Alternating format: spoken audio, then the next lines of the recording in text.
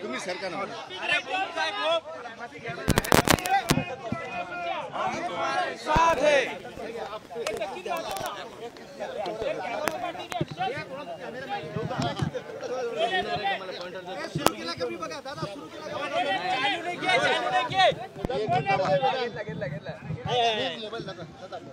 चलो रोल दादा काय म्हणाल? मुख्यमंत्री भेटून गेले, नेमकं बोलणं काय झालं? माननीय मुख्यमंत्री महोदय साहेबांची अरे ऑन आहे ना अरे रिसीवर बंद है ना यार, चालू है रिसीवर। अच्छा चल दूसरे से ले ले चल। चलो चलो बोले दादा। हाँ आज मुख्यमंत्री एकनाथ शिंदे तुमच्या घरी आले होते, काय चर्चा झाली? माननीय मुख्यमंत्री महोदय साहेबांची सदिच्छा भेट होती। या अगोदरही साहेब पालकमंत्री असताना संभाजीनगरचे त्यावेळेस आले, मुख्यमंत्री असताना आले आणि आज देखील आले।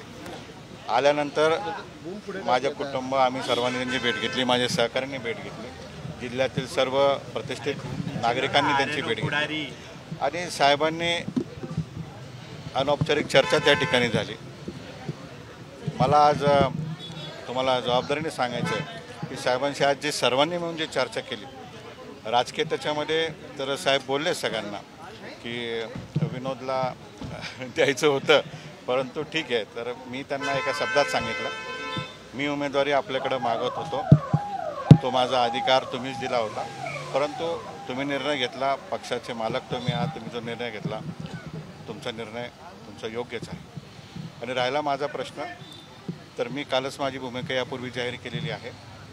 मी या निवडणुकीतून माघार घेतलेली आहे।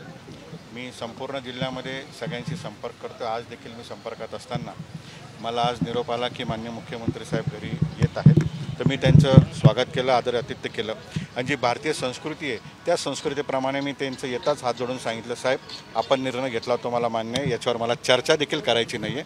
अशा पद्धतीने साहेब आज आले ना, आम्हाला सर्वांना भेटून गेले। म्हणजे तुमचं राजकीय भूमिका काय असेल? मग राजकीय भूमिका मी माझी काल मांडलेली आहे। माझा जिल्हा दौरा सुरू आहे। हा जिल्हा दौरा झाल्यानंतर आम्ही सर्वजण सहकारी बसू आणि लोकसभेमध्ये कोणासोबत जायचा हा निर्णय आम्ही घेऊ। पण मी तुम्हाला जबाबदारीने सांगतो, शिंदे साहेब देखील त्यांची जी भावना आज होती हीच भावना होती की तुला उमेदवारी मला द्यायची होती, परंतु ठीक आहे। तर मी म्हणलं साहेब तुम्ही त्याच्यावर चर्चा करूच नका, माझं त्याच्यावर कुठलाही शब्द बोलायचा नाही आहे, तुम्ही निर्णय घेतलेला आणि तुमचा निर्णय योग्यच आहे असं आम्ही समजून त्या निर्णयावर मला चर्चा। पण मुख्यमंत्री हे म्हटले आश्वासन दिले का विधानसभा किंवा इतर? नाही, ते जबाब हे बघा, मी काल पण सांगितलं की मला लोकसभेमध्येच जायचं होतं आणि जिल्ह्याचे प्रश्न मांडायला जायचे होते। मला जर दुसरीकडे आज जायचंच नाही तर मी दुसरी जबाबदारी त्यांना कशासाठी मागू? मी परत एकदा सांगतो की आज साहेबांनी एक कौटुंबिक भेटप्रमाणे आले। तुम्ही जर त्यांचे सगळं काही आता तुम्हाला व्हिडिओज पोस्टर्स दिसतील, एकदम निवांत बसलेले होते आणि राजकीय चर्चा त्या ठिकाणी कुठलीही झालेली नाही, कारण मी एकटाच नाही भेटलो, सगळेजण आम्ही सोबत भेटलो। जनरल 4 ठिकाणी चर्चा होती।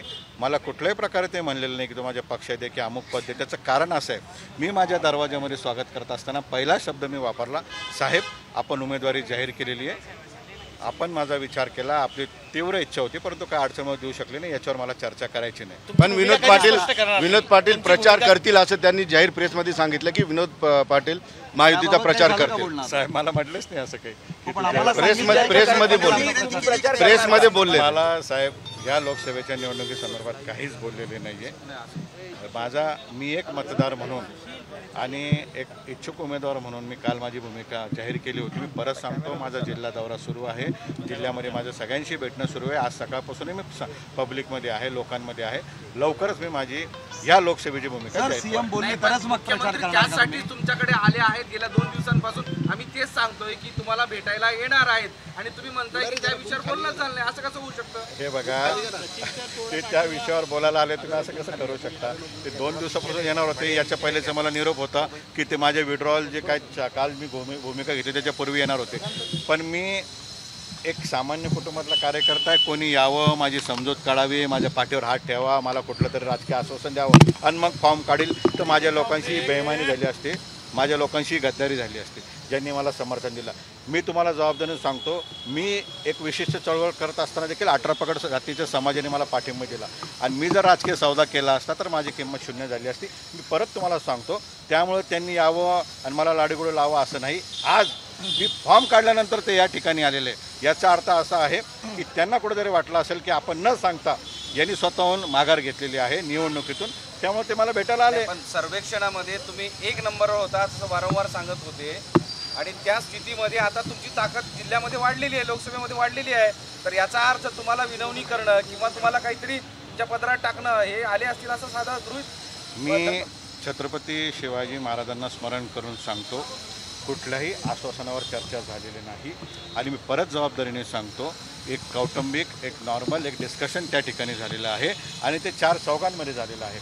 आणि मी जर कुठल्या पदाला लालायत नाही, कुठल्या पदाला इच्छुक नाही, तर मग पदाचा विषय आला कुठून? जिल्हा दौऱ्यानंतर संदीपान भुमरेंचा प्रचारात विनोद पाटील दिसतील का? मी जिल्हा दौरा झाल्यानंतर सगळ्यांशी परत संवाद साधल्यानंतर जी जनता म्हणेल, जो उमेदवार असेल तो कोणीही असेल, त्या उमेदवारासोबत मी जाहीरपणे जाईल, हे मी आज पुन्हा एकदा जबाबदारी मुख्यमंत्र्यांच्या विरोधातला उमेदवार सुद्धा हे बघा, माननीय उपमुख्यमंत्र्यांचा आदर मी का करतो, कारण सुरुवातीच्या काळापासून मी ज्यावेळेस सामाजिक प्रश्न त्यांच्याकडे घेऊन गेलो, मला कधीच त्यांनी रिकामा हात परत पाठवलं नाही।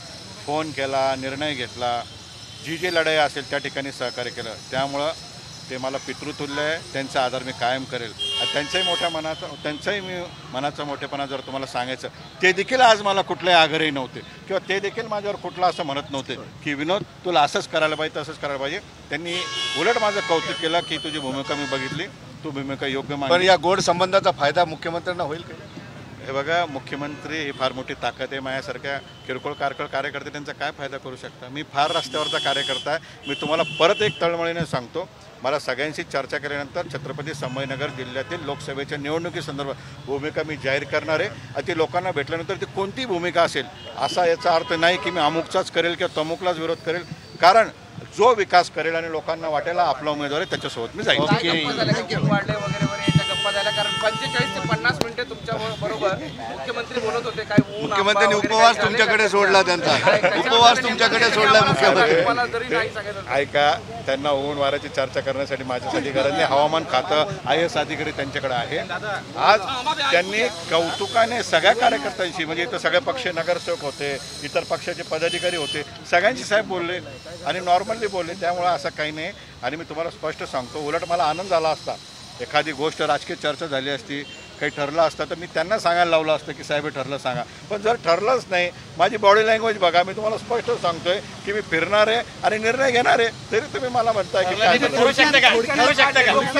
दारावरची चर्चा बाहेर येऊ द्यायची नाही, लोकसभेबाबत काहीतरी म्हणलं असेल ना, की माझी इच्छा होती, बंद मला नाराज दारावरची केलं चर्चा तुम्ही, बाहेर येऊ द्यायची वगैरे वगैरे नाही। काही तुमच्या आतली बोलले असेल ना तुम्ही।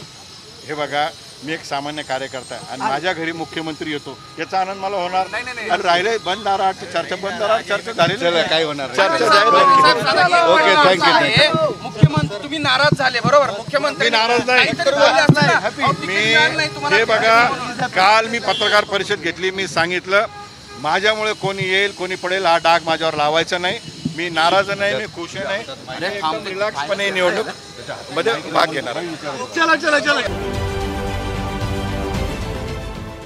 देश विदेशातील प्रत्येक घडामोडींचे लाईव्ह अपडेट मिळवण्यासाठी आता साम टीव्हीच्या सर्व सोशल मीडिया प्लॅटफॉर्मला लाईक, फॉलो आणि सबस्क्राईब करा।